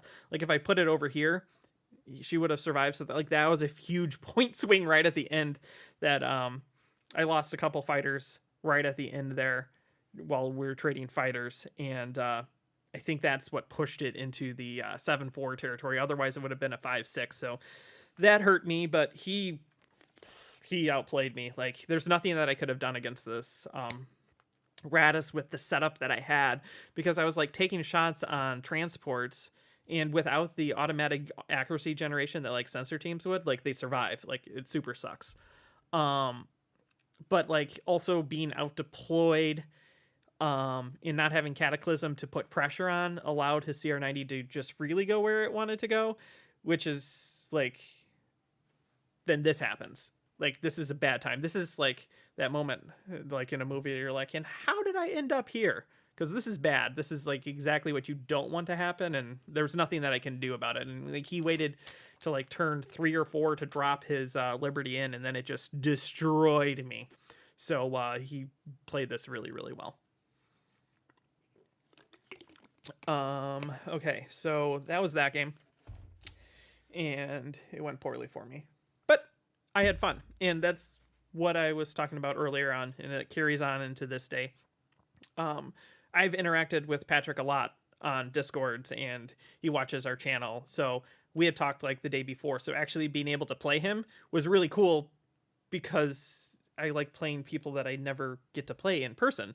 And like, that's part of what's so exciting about Worlds. And while like this game went terribly for me, I still had fun in it. I still was able to check off achievements in my head, you know, Bosk eating Shara, and then his mom Karen like cleaning house behind me. And Patrick actually made it to day 3, so congrats to him, because he played extremely well, and like, this is a really good list, and he plays it extremely well. And I think he was on stream, because all of our players that were in the top 8 ended up on stream. So if you want, you can go watch him play it. And honestly, I haven't been able to catch up to all of the games because life's busy, but I'm sure he played it just as well as he did here, because he had an excellent tournament. So that's that game. So I'm going to check in on chat, and then we'll jump to the next fleet. Let's see. Yeah, Patrick was on stream. Good game on stream. Lots of thoughts on the game. What did you miss? I made it to day 2. And then day 2, all the flaws in my fleet really came out and shined. And Patrick murdered me with my own dice in a really well play of Mon Carin as game 1. So now we're going into game 2. And I got to face Damon, who's from Ohio. And it's his Dooku list. And he was a player that came from the last chance qualifier, placed well enough in the last chance qualifier to make it into day 1, placed high enough in day 1 to make it into day 2. So like, that's pretty amazing. And he has a really cool list, and it was a lot of fun to watch him play this list in the last chance qualifier. So I was excited to play it. Like, I didn't really want to play it because it's terrible for me. But I was excited to play it because it's going to be a cool matchup. So, he got to pick because he had bid. He's at 394 if he wanted to be first or second. He made me first player to choose from his objectives. And I'll get to his objectives in a minute, and then I'll talk about why I chose the objective that I did and how he then punished me for it. But I think he punished me less for this objective than he would have if I chose a different objective. So he has a Munificent Star Frigate with Count Dooku. Count Dooku, you get 3 tokens, or 2 different types of tokens, total of 3, that you can pass out raid at the beginning of a turn. So he can like hard stop anything. Wattam Bore for healing, medical teams to get rid of crit effects, thermal shields to get rid of dice, point defense to make you reroll, link turbo laser towers because it's a munificent, and then Salinalore because at long and extreme range, like using your salvo as an evade is really good. This is super tanky and super hard to kill. I knew that going into it, so I probably am not going to try to kill that. Then he has a Recusant Light Destroyer with Rune Hakao, Sensor Team, which is what I should have had. Sensor Team would have really helped me. Reserved Hangar Deck, External Racks, Link Turbo Laser Tower, and Patriot Fist. This is a mean ship. And you got to take note of the Reserved Hangar Decks because that ties into the rest of his fleet later on. Then he has a Hard Sell Battle Refit with Reserved Hangar Deck, Link Turbo Laser Towers, and again, another copy of Reserved Hangar Deck. Hard Sell Class Transport with Teaks and Slicer Tools. This is actually a really good combo. Ken and I have played it on the channel, and it's really good because you can always keep Slicer Tool coming back, and then you can always be navigating, and then it's like an annoying hard ship to kill that can do everything that it wants every single turn. Really good. Then 4 Vulture Droids, and with the Reserve Hangar Deck, it's really 6 Vulture Droids, and they're always like coming back and annoying you, and always being in the way because they're just new annoying. And like with commanding them, you can get like a lot of dice, and they're really efficient because 2 blacks and a blue is like one of the best dice pools that you can get in a fighter. At least that's what I personally think. Or a blue black and then add in another blue to get an accuracy. Really good. So his objectives were Ion Storm, Abandoned Mining Facility, Infested Field. So right away, Abandoned Mining Facility is gone. I don't want anything to do with that. Debris fields go on the table, and I can't shoot through them, and I need to shoot through them. He could just raid engineering, and then I don't ever score a point, and then he just cleans house on his way to come try to kill me with points. He would just farm me to death. Bad times. I didn't even consider it. So my choices were really between Ion Storm and Infested Fields. And the way Ion Storms works is if you're not near a obstacle, you get a token, and then when they shoot you, they can do a crit, which allows them to discard command tokens from you, which works in the favor of Dooku because you're going to use command tokens to try to clear the raid. And then if you don't have a token, which probably is not going to happen after you get shot once, you get to remove a shield, which is really good. And then you get 15 points on top of it. Super suck. So my fear in this is he has multiple shots, and he could shoot me at red range as soon as he gets there, and he out deploys me with all of his ships, and then like each ship can strip me of tokens so I can't counter Dooku, and then hit me up for points to farm me with. So like in one turn, if he, let's say he double arcs, so double arcs with the Muni, that's 2. Single arc with the Recusant, that's 3. We'll just go with double arcs for this. So in one turn, he could theoretically get 5 tokens off of me, and then like he can try to block me from doing the engineering to remove the token because he's Dooku. So like one ship, he could shoot me in one turn 5 times and get 15 times 5 in one turn, and then I have like negative effects that makes Dooku even better. So I'm like, I don't think that's it. So I took Infested Fields, which is a huge risk because I'm all rogue and Exergar's hard counter rogue. And so that was like the challenge that I had to go for. And I'm like, as much as I want my rogues to do well, I have to try to just kill enough of his ships, maybe score a token or two, but if I land on one of these things, he's just going to forever keep me locked with Extragarth, and that's not going to work. So I had to move past the idea of automatically losing all of the tokens, which is 75 points down, which sucks. But I think 75 points down is better than the gazillion points he would get from Abandoned Mining Facility, and then the hard counter of everything that I was trying to do with Ion Storm. So I think he would have scored more points with Ion Storm, but then I kind of give up my fighters. But I kind of came into the games thinking that I was going to give up my fighters anyway. So that's kind of my thoughts on his list. It's really well tuned to kill you. And he plays it extremely well because he's practiced it a lot, and you can see that when you watch him on stream, because I think he made it on stream multiple times in LCQ, and then also I believe he made it in day one, but don't quote me on that. Okay, so that's his fleet. Let's jump to the game. And we kind of go back and forth.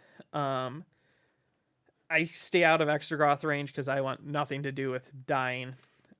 He drops all of his fighters. This is the slicer tool one. This is the battle one. Muni and this I kind of set up so if I needed to, I could just try to shoot the hard cells and scoot. That was kind of my idea. And then I knew the Recusant was going to be a pain, so I didn't know if I wanted to try to go after the Recusant or what, or maybe I go after this. I just left myself open. This is one of those things inexperience with my fleet makes it hard for me to make decisions because I'm I'll just go with that and then see what happens, and it doesn't work out super well. And here we go. This is bad for me. He's now scored almost all of the tokens at the start of the second turn, which is bad. I have my Gazanti. I start playing my Gazanti differently. I decide that I'm not going to play it as if it's Suppressor, and I'm not going to play it as if it's Slicer Tools. I'm just going to play it as if it's a slow Gazanti and try to keep it alive on here and out because it's died every single time. And then I move my fighters in a pattern, so hopefully he can't slide it here, and then I can try to activate them and throw them toward his other ships. So I was maybe I can get Jonas and the fighters into this brawl. A lot of things happen. He says, after talking about the game, he says the mistake that he made in this game is he activated the Patriot Fist too early, which then allowed me to do this really, how I talked about earlier, how I like ramming things, then falling back on my own maneuver tool to face the opposite direction. You can see that's what I did with this Onager, which then puts his ship right in front of the Onager shot, which really hurt him. What sucks for me is I was able to move my fighters into distance. Bosk was out of range. All of these fighters are just out of range 1, so I couldn't do more damage to the Recusant on this incoming, and now my fighters are just kind of sitting here, and you can see I'm now locked down. These will be here, but I'm gonna hopefully plan to use my Gazanti to move them away. I'm starting to hit this hard sell. He hasn't discarded any tokens yet. I've gotten through his shields. The Recusant is hurting, and we go on to the next turn. He did tons of damage with red dice because this is kind of a death trap here of Recusant, double arced Munificent, battle cell, and or battle and normal into this Onager. So it's on fire. It's about to die. I do a ton of damage to his hard cell, and then I have nowhere to go but to die on the next turn. So I activate here first. I just kill his Recusant and then move the Onager forward. This guy does a lot of damage to this guy, rams him, and then I explode because I couldn't move anywhere, and I'd rather accelerate and do damage to him than just landing on the Extragoth or Asteroid and dying free damage into use free damage. And I need to try to kill everything that I can. My fighters are just screwed, and this is, remember how I was talking about grit becomes really important.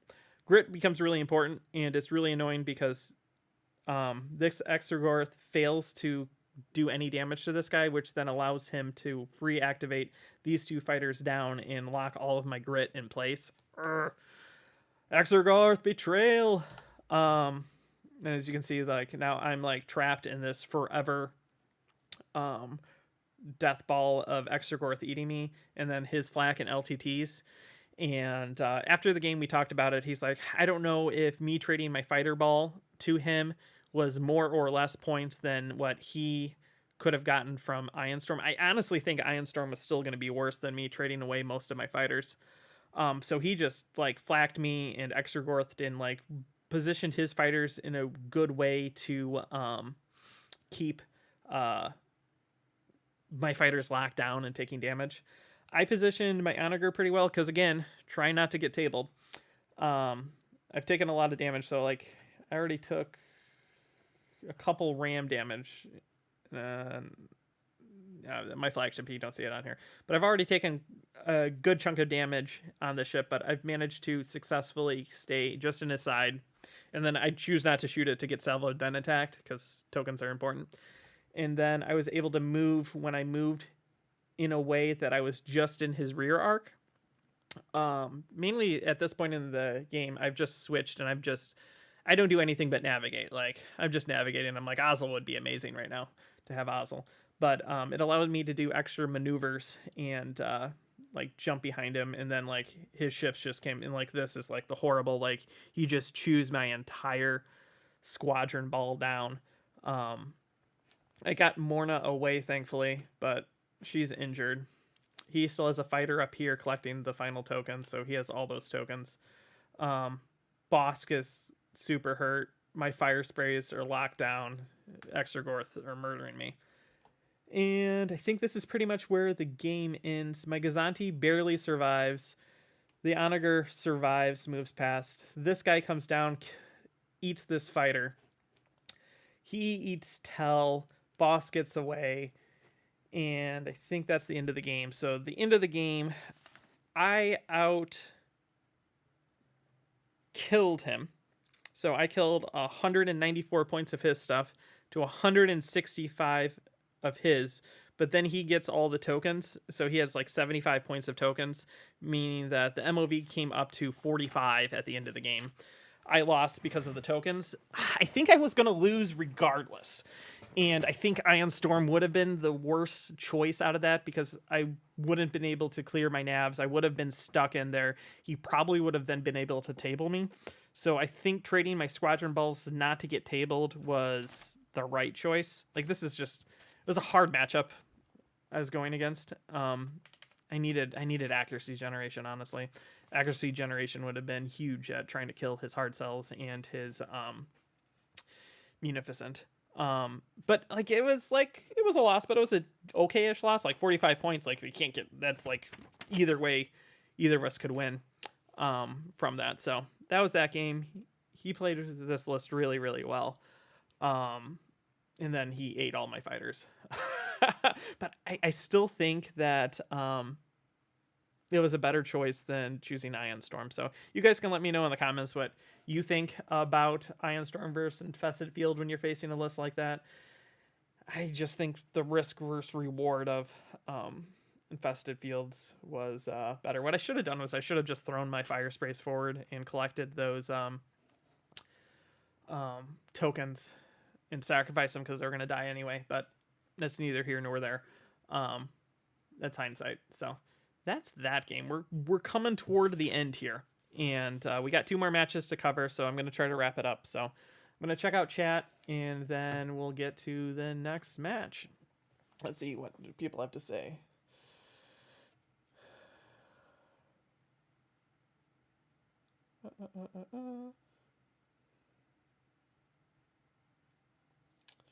With the Muni, easy double arc is brutal for Iron Storm. Yeah, Robert. I don't know if you had the opportunity to play him or not, but I just think Ion Storm would have been really, really bad for me.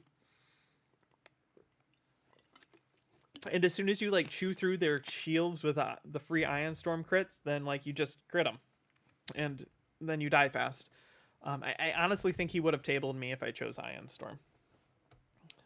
So, okay, let's go into our third match. I played Clement. He is from France, and this is like, again, like getting back to like playing international players. Like I would never have been able to play someone from France normally. And he was playing a very interesting ROM list. And he has ships that people usually say are really bad that he played very, very well. And you'll see again in this game, this is what happens. Uh, what's it called? Being out deployed really sucks. And it made the game very difficult. Also, I forgot about one of his cards in this, and then it really screwed me. So he has a raider with Gergerod because turning's awesome. Iden and Corvus. So like trying to bomb this with bombers is not going to work because Iden's just going to cancel damage. Then he has an Imperial 1 Star Destroyer, and I haven't seen an Imperial 1 Star Destroyer since like old school days with Avenger before like the transport nerf and before like the Kuat and the Simoon were released. That's the last time I really saw an ISD 1. So to see one across the table is pretty cool. Admiral Titus, which is the card I forget, and we'll get to that when we get to deployment. Local fire control, so switch out the contain, and then you have a red, blue, blue out your back, which is pretty good for a salvo. And then flak guns, which means that you're red, blue, blue at any range, which is really good. Point defense ion cannons, quad battery turrets, so you can maneuver with Moff Gergerod and control your speed to try to get extra dice, and extra dice are just good. Chimera, and then he starts with entrapment formation. He pretty much shuffled through every single command in it, so he got full use out of Chimera in this. Then he has an interdictor, which is decked out and important for his build, but actually isn't a lot of points, and neither is the ISD. Like the ISD comes in at 137 because his admiral's not on it, so it can go in brawl, you die, and hopefully you trade up, which he does. Interdictor, suppressor, refrit, Captain Nita, disposable capacitors, grav, shift, reroute, targeting scramblers, and then SW7 ion batteries. Then he has 2 Gazantes, Darth Vader, Comsnet, and then Gazanti with Comsnet.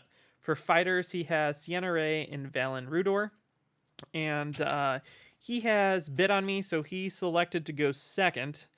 And I had a really, really hard choice here. I had Station Assault, which I thought about and decided against, because then he could be anywhere and then the stations could be anywhere. And like, if I'm focusing down the stations, that's allowing him time to come to me. Like, I decided to go against it. I went with Contested Outpost. I'm not sure if it was the right choice or not. And then I think it was Dangerous Territory. I don't remember his third one, but I think it was Dangerous Territory. I didn't write it down, so we'll go with Dangerous Territory. And with the interdictor to be able to move things around, like, it goes really bad for me right off the bat, which you'll see. And I'm glad I didn't choose Dangerous Territory, because that would have just scored him so many points. So I went with Contested, so at least I would know where he would be and then try to hit him. But like, it's an interesting list because there's a lot of things that you see in other lists, but you don't necessarily see this type of thing together. And he plays it really, really well. So let's go to that match. Okay, so with Corvus and all of his stuff, this is a really blurry image on his side. I was super out deployed, so I spread myself out. But I started at speed 1 because I forgot he had Titus. So my idea was, regardless of where he was, I could jump up to speed and then like shoot him. I should have started all my stuff at speed 2 and then Titus down to 1, and then I could move to speed 2. This ship, this is why Dangerous Territories would have been bad. This is a double asteroid sitting right in front of me. Bad times. I hit all of them, so super suck. And then because he dropped this to speed 0, the first turn I had to go to speed 1, which puts me like that much out of range of shooting his interdictor the next turn. And then from there, it just cascaded down of me not killing things and then allowing those things to kill me. It's really bad. But we'll continue. Okay, so here we go. Oh no, I land on asteroids. And I forgot what I pulled, but it was really bad. It was, I can't use, I can't ready exhausted defense tokens, so now my tokens are like one-time use, and it's the closest one looking at an interdictor that I have to speed up or I'm going to take more criticals. And then I have a ISD 1 coming in my side. I'm like, great, so my flagship's dead and we haven't even rolled any damage yet. then his Raider's coming in here, and it has so much speed control. And then Iden, I'm like, how do I want to do it? So maybe I feint moving my fighters over there and then try to switch them up. I don't know. I was playing terribly. But, like, this shot, this lands me, like, right there, and his interdictor's at speed 0. So I can't shoot him on my next turn. What I really needed was this to go speed 2 so I could land right here and be in range, and then I could hit him twice and then kill him before he was able to activate, like, the cascades going. This is a really bad place for me to be. So, I have really injured his interdictor. It's not dead yet, so I activate this and go after it. My fighters are now moving toward his stuff, and, like, what's crappy is his, where I end up landing with this, onager, because it's like on a speed death spiral of I need to kill something with it before it just explodes. He was able to get like ROM shots off into me through his interdictor. Good play by him, terrible play by me. My play in this game just spiraled from bad to worse. And then ID point defense ion cannons pretty much negated all of my bombers, because I actually got to use them against ships this game. And it would be like an accuracy and a hit, re-roll it into an accuracy. So like double dice bombers wasn't able to like help me penetrate his ISD, and his ISD was rocking. Okay, so here we go. One onager down, and now I'm like, I really, really, really don't want to get tabled. That was one of my things that I've been trying to do throughout this tournament, is not get tabled. And now I'm looking at it, I'm like, this is really bad, because this guy could chase me down. This guy I need to now shoot again with the onager to try to kill it, and this guy's pretty much completely untouched. So I have an onager that I need to be able to move through this ISD while not shooting at it, shooting at a different target. So I was able to successfully take down this interdictor, but like my onager is super wounded, and like he has a kill box. So, like, these Gazantes finished off that interdictor, or that onager up there, and now they're moving behind the ISD to take obstructed shots against me, and I'm outside of range. So while he doesn't get a contested outpost this turn, I don't. And then his Raider's going to come in and just land here and do fine. He ended up winning, we say, the squad war, because his two fighters were able to take out Tell and then engage mine. Come on. And this is the start of this turn. Now, look at this. 1, 2, 3, 4, 5, 6, 7 damage on my onager. And I don't know if I have any shields. Like, it's crazy low. So I shoot at this Gazanti to try to kill it, because I could probably slide into the rear arc of this guy just fine. But I shoot at this guy. No accuracies. Again, Sensor Team would have just killed it like that, and I wouldn't even had to reroll, because my initial roll was actually like really good with a lot of damage, but it was like one of those things like, pick it all up. And like when you have like a back and forth and you just kind of goof around with the players, I'm like, I gotta roll an accuracy, and he knows I have to roll an accuracy, and like it's like, do I roll an accuracy or not? And I'm like shaking, and he's like, no, don't look at the dice. Look at me right in the eyes. So we like had this like super intense stare as I shook my dice and then rolled it, and we just stared at each other, and then we both looked down, and I have no accuracy, so I don't kill it. Oh man, terrible. But I do a really good maneuver, and somehow I should have taken a picture of it. Somehow I land my onager in the rear arc of both of these Gazantes, so that he has no shot on me with the Gazantes. The only shot he has is from the rear of his ISD into me. And I have 1, 2, 3, 4, 5, 6, 7 health. And his ISD actually at this point was also really hurting. So it's like moving into like the same type of territory as the Andy game. Like, this could be a mutualing tabling, and I would lose a mutualing tabling at this point. So I choose not to attack him so I don't get salvoed. And then he attacks me, and I still have defense tokens to move things around, and he really needs an accuracy. And so he rolls his dice in, he confires in, and he doesn't have an accuracy, so he gets to like re-roll one. And he's like, "Oh, I need an accuracy." I'm like, "Whoa, whoa, whoa. The eye thing again, man. Like, we got to do the eye thing." So we're like staring in each other's eyes, and he rolls it. And then we look down, and it's an accuracy. So like he gets an accuracy off, and like if the crit is a structural, I die. So this is like another game that I land on like 1 health on an onager. And thank God it wasn't a structural.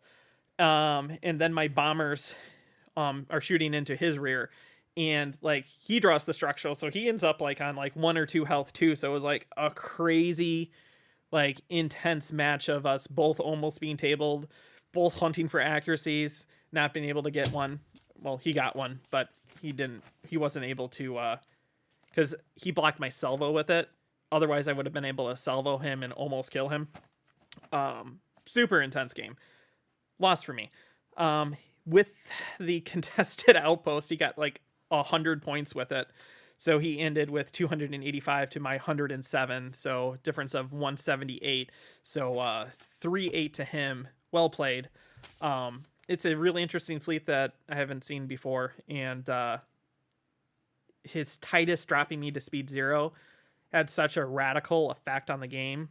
Because if I was speed 2 or 3, then I would have been able to get shots on him. I was already a turn behind in getting shots on him. And that's where like Cataclysm and things like that would have taken effect if I were to use the other list, because then you pressure differently. So yeah, that was an intense game. So that's it. I'll check out to see if you guys have any comments. We are almost to the last game. And then I can wrap it up because I've been going for like almost 2 hours now. So let's see if anyone has anything to say. Well, love watching you guys, Brandon. Thanks for watching us. We appreciate it. It's been a crazy ride. It's all about the point defense ion cannons. It really is. I've been told that point defense are the way to go. They seriously are. Point defense ion cannons, point per point, are probably the best card in the game right now. Cheers to you too. Thank you. So Sensor Team next in the summary. Yeah, like you've noticed a pattern. I needed accuracies and I needed Sensor Team in it almost every time. So I had, so some people were like, well, you've had an awful day. Why not drop? You know, last round, take a break. And I'm like, I'm not going to do that, because my luck, I would face someone from like Europe who's traveled all the way over here to play Armada against people that they haven't been able to ever play against. And I don't want to be like the one person to drop to cause someone to get a bye in Worlds Day 2. And like, you flew all the way over here. Like, I owe it to the other players, even though I'm having a terrible day in playing, to finish out the courses of matches, so then they have a match to play. And I, in my final round, get to play, I'm so glad I didn't drop, I got to play Dennis, who is known as Tok'ra, who is the former world champion of Star Wars Armada, and he's from Germany. So, like, everything, the reasons why I said I wouldn't drop are, like, exactly it. Like, he's come all the way here from Germany to play Armada. He deserves to have a game of Armada. And then it was actually really cool for me, because there's probably never going to be another time that, like, the chances of me ever playing him are so small. And, like, prior to this event, for like 3 years, he was the reigning world champion. So it's really cool to be able to play him, because that's like check mark for me. That's an achievement. Just being able to play someone of his caliber. And he schools me, so we'll get to that in a minute. And he plays Sloan, and he plays what's referred to as German Sloan. And it's like a Sloan MSU type thing, and he like hardcore out deploys me and out activates me. So I'm like, if anything I've learned today, this is going to be a rough match, especially against Sloan. And I have like a token fighter screen that's gonna like hold it off, and that's not gonna go well. So he has a Raider 1 with Admiral Sloan, Hondo, and Corvus, the bane of my existence for deployment. Quasar Fire, skilled first officer, flight controller, boosted comms, and Squall. And so, like, now you got Sloan plus blue dice against Squadron, Squall, so you can, like, really alpha me. Cool. And then, I don't know if you guys are familiar with German Sloan. But German Sloan centers around the Centaur Architon, because the Centaur allows you anywhere on the board to activate from you, and then you can also relay into the Centaur. So like the Gazantes that are off on the other side of the table minding their own business suddenly become like they can activate 2 fighters out of nowhere across the board. And like that's really good. So Nina to keep it alive, engine tech because it's going to be anywhere you want, and then he has 2 Gazantes with CommsNet because, like I said, they're like literally free squadron activations across the board. And then he has like a super cruel and unkind fighter ball, which he performs very very well with. And that is Darth Vader, who is a murder machine. Steel, which is like Sloane's best friend for rolling against ships. Jendon. Jendon, Steel, Vader, bleh, terrible. Valen, who's just cheap and good, and it's hard to kill him, and Black Dice plus Sloan Blue with flight controllers, really good. 2 TIE Defenders, which are really good at rolling against ships. Saber Squadron, which is really good at killing anything because of snipe. And then a TIE Interceptor, because you don't really care if it dies compared to everything else. Great. He is a bit on me. He chooses to go second. Or, he chooses me to go second. Him first, because he wants to get the Alpha Strike off. And he chooses Most Wanted, which is great, because I have, like, no good choices. Because, like, I'm looking at it, right? And I'm like, he significantly out-deploys me. So there's no way that I'm going to be able to snipe Corvus out of the ship. He goes first, and he's a good enough player, and he's been playing this list now for, like, 3 to 4 years. So I know that I'm never going to get a shot off on the Quasar. And I'm like, meh, I'm going to choose Senecor as my most wanted, because like I know it needs to be close to me in the fight, so maybe I get some lucky shots off of it, like out of my rear when he maneuvers it there, to like kill me, and maybe I can like plink it to death. And then I obviously choose my Gazanti because I don't want to have an Onager explode and give him like 300 points. So that's the list. And this is the setup. So I knew that I was going to be highly... Also, dang it, I didn't transfer the fix. He has like the coolest fighters ever. If you look at this, he has them electronic. So like this is blue, and then when he touches them, the light under them changes to like orangish red. So his activation's lights. It's amazing. It's one of the coolest things I've ever seen in Armada. So I knew he was going to super out-deploy me, and I probably wasn't going to get a shot at any of his stuff. So I dropped my Onagers in a corner, and kind of like, you got to come to me kind of thing, because he technically does. And all he needs to do is kill all my fighters and my Gazanti, and, I automatically lose. So I was hoping that maybe I could get some shots off on whatever he puts out here, and then run away. That was my goal. Didn't really work out well. Again, whatever the Onager shot out on turn 1 is, that would have helped pressure. And this is like when you see pressure, like I can't pressure him. He out deploys me. He out activates me. He goes first. He can do whatever he wants. There's no way that I'm ever going to get an Onager shot off on anything unless he lets me. And why would he let me?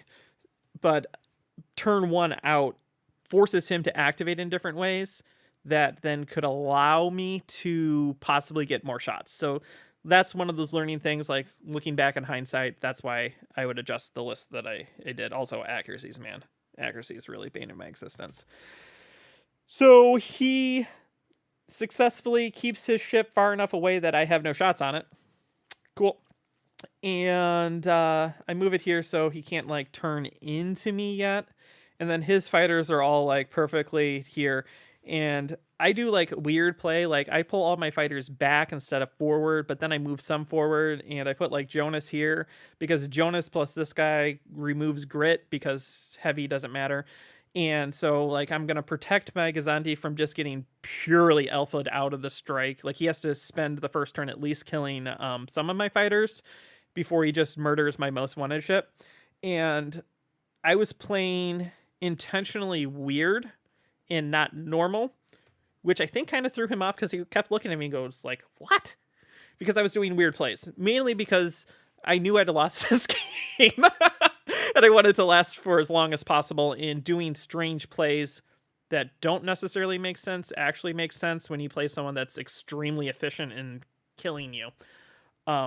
Because then they don't necessarily know how you're going to react. That's kind of like how I went into like how I just like juggled my squadrons around in a really weird, like I've never played Armada kind of way, but it was intentional. Didn't help me, but it kind of slowed him down for a little bit. And then we see this next turn, and like look at this. Like he just turns it because he can move it afterwards. So like I'm like, okay, cool. Well, if he gives me a shot on his Quasar, then I'll take a shot of his Quasar. And if he doesn't, then I can shoot a Gazanti maybe. And his squadron ball moved in and murdered me. He killed Morna in 2 Vader shots. The first one was an accuracy and 5 damage. And then the second one was an accuracy, and it didn't matter because it was still so much damage that it was just crazy. Then I'm like, I don't think I've ever seen Morna die that fast. And then he killed Jonah. So like in his first wave of attack, he killed Jonas and Morna. And I'm like, cool. And then I alphaed in with all of my stuff that could reach, and I did a whopping 3 points of damage to his defender. And I'm like, oh, okay, well, next turn he kills all my squadrons and I don't trade for anything. But now I've gotten my Gazanti going the other direction. Hopefully I can get that away from him for as long as possible to like drag him trying to hunt it down. And then my onagers. So then he moves and he thinks that he gave me a shot. We both measured it a couple times and it looked like we did. And I started to activate, and then someone from the bystanders like, I don't think you have a shot. And then we remeasured it for like the 5th time and it was just out. So I actually didn't have a shot. But if I were to have a shot on this Quasar, I would have killed it because it would have been double arced at long range from both of my onagers. So I just continued not to shoot anything. It was really close here. And then I'm like, maybe I'll lob shots down at his Gazantis. Maybe I kill a Gazanti here or there. And I started shooting obstructed through my own ship with Rami. That's actually what's really cool about double onager. Like, their side shots through themselves actually become pretty powerful, especially with Most Wanted. So throughout the game, I'm just plinking away at the Senegor. And as you can see, like, he has my squadrons on the ropes. I have Tell here. I have a Fire Spray here. This is, I believe, Vader. And when I talked about how grit actually became really, really important, is Vader isn't engaged with Tell, but Vader is engaged with Fire Spray. Vader doesn't have grit. So he wasn't then able to move Vader into Tell, which is like a murder machine against ace squads. So then he had to waste a Vader activation to try to kill my Fighter Spray. So I kind of like locked, like, me playing terribly with squadrons kind of pulled his squadrons down away from my ships. So now my ships have an escape route so that hopefully, you know, he doesn't just immediately come and bomb me to death. But like, he just kills all my fighters. And then we get to this point, and I took a shot here, no accuracy, so it survives. I took some shots here, you guessed it, no accuracies, so really Sensor Team would have been amazing because I would have killed both Gazantis. And then I was able to shoot out the back, and I've done a significant amount of damage to his Arcaten. It has like no shields at this point, so he has to be super cautious about moving it forward. Like, he is still, like, killing those Gazantis actually would have mattered then, because then his Senecor would have had to travel into the rear of my Gazantis, or he would have to drop it speed and then it would be out of play. So like, he's at a hard point here because his Gazantis and Quasar want to command these squadrons to chase me, but they can't really chase me due to the fact that Senecor can't chase me down because I would red range him. So that's kind of what my whole purpose of making that ship the Most Wanted ship was, to kind of try to eliminate it. And if I could get free shots on it, I would. And then my Gazanti's here, and he like alpha'd everything into it. And I, again, don't play normally because sometimes doing strange things helps you survive a little bit longer. So like, I just straight up took a damage instead of scattering it. But because I did that, then he couldn't spend it out on his next attack. So then I took another damage, and then I still had to scatter against the single dice things to even like try to keep myself alive from the defender. It eventually goes down, but it took his entire fighter ball to take it down, which is really good for me. But bad for me because it's like a really expensive ship that's most wanted. And into the game, I kill this Gazanti. It took me like, multiple onager shots against it, and but I killed it. So 25 points for me, yay! And then he killed all my fighters, and he killed my Gazanti, and I had a lot of damage on his Architen, so I felt decent about that. So the game ended with him having 177 points to my 25 points because I couldn't kill anything besides the Gazanti, for 153 to him, and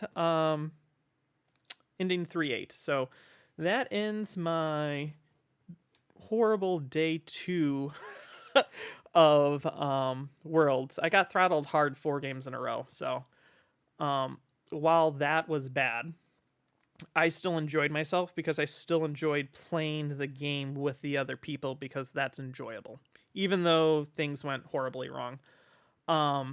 Also, checkmark, not tabled at all. So I was very happy about that. That was one of my other achievements. So that's only like 4 achievements, like off the top of my head, that I did, but like, that was pretty cool. Oh, the other one was kill a Starhawk / Super Star Destroyer. So I did that day 1. So like I was able to do some pretty cool things with this fleet. I would very much so redo it because I needed sensor teams. Like every single game I needed sensor teams, and like relying on Jonas to be my accuracy generation just didn't work out. Didn't work out at all. So I ended the tournament way down here in 25th place with 15 points. So while I did lose all 4 games on day 2, I did come in 25th place. So technically, I'm 25th in the world with a losing record in day 2. So I'm fine with that. Those of you that know me know that I'm not a huge tournament player because I only like literally playing a list like once and then moving on. That's one of the things I really enjoy about the channel. So this isn't really my cup of tea. So I really, really enjoyed being able to play this. I enjoyed being able to play against people across the world that I would normally not be able to play against. And like, I got to play Jarek, who's from Poland, and make a bunch of friends from Poland because we just, they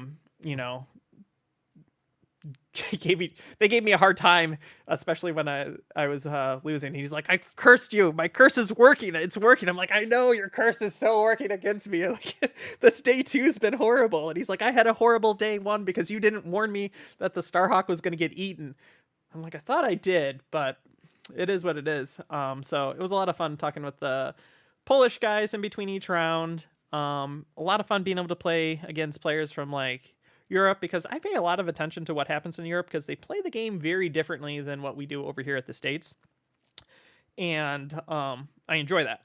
And like one of the lists, the Fire Spray, Hondo Fighter, Mauler,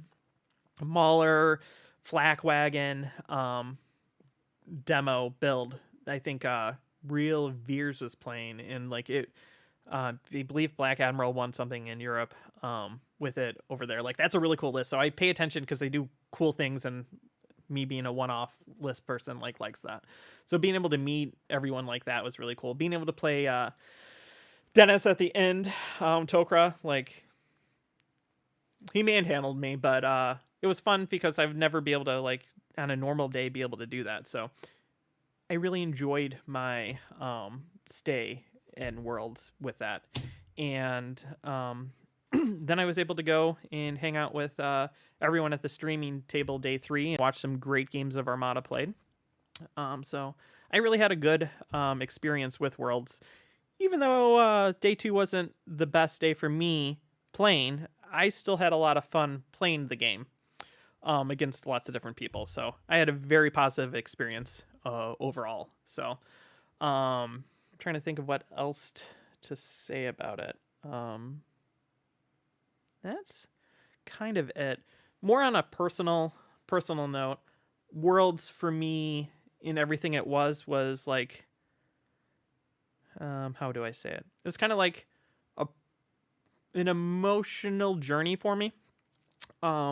Because like a lot of you guys don't know this, but like back in the day before Ion Radio was a thing, I wanted to do streaming like a long, long time ago, but my ex-wife told me that it wasn't something that I should get into. It was a waste of time and a waste of money and effort. And I'm like, but this is something I think I want to do. And I didn't do it. And then the last Worlds before this, I was talking to Masters of the Fleet Luke and how they had primarily switched to Legion, but this was a world event, and like X-Wing had coverage and Legion had coverage, and there was nothing for Armada at all. And I'm like, this is something that I've been thinking about doing for a long time, and I think I can do it. And at that point, divorce and everything, and talking with like my current wife, who's amazing, she kind of really encouraged me to pursue that. And she's like, well, if this is something you want to do, you should do it. And I'm like, you're right. I should try to do it. I just need someone to do it with. And like, that's how Ken got involved in this with me. And I'm like, I reached out to Ken. I'm like, I think we could do this and we could do it really well. And so like coming from that place in my life to now this place in my life, which, you know, I'm a proud dad. I have a loving, supporting wife that we support each other. She's encouraged me to do Ion Radio. I have a great friend in Ken who came along with this journey with me. From the last Worlds, no coverage for Armada, to now being able to provide that coverage of what I actually wanted years ago for Armada and being the best thing that we could for Armada was like an emotional journey. And then being able to spend it with people from around the world and, you know, getting throttled hard on day 2, but it didn't matter because we're at a different place. And like being able to reflect on that was actually a really important for me, I think, for who I am and moving forward with the channel. So, and then we got like brand new friends that are associated with Ion Radio, like Ryan and Garrett and Adrian, who came along with Ken and me to do this experience and help provide the best show that we could for you guys. And now we can like continue forward with this. Like this, well, for me, it was like a bookmark in this story. The story's not done. We plan on continuing to do Armada content. We plan on continuing to do other games for you guys.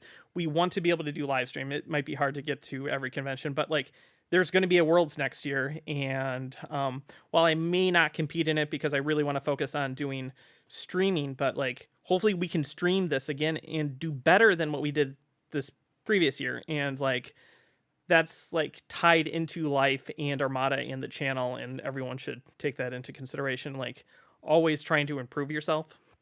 So like my list didn't work how I wanted it to.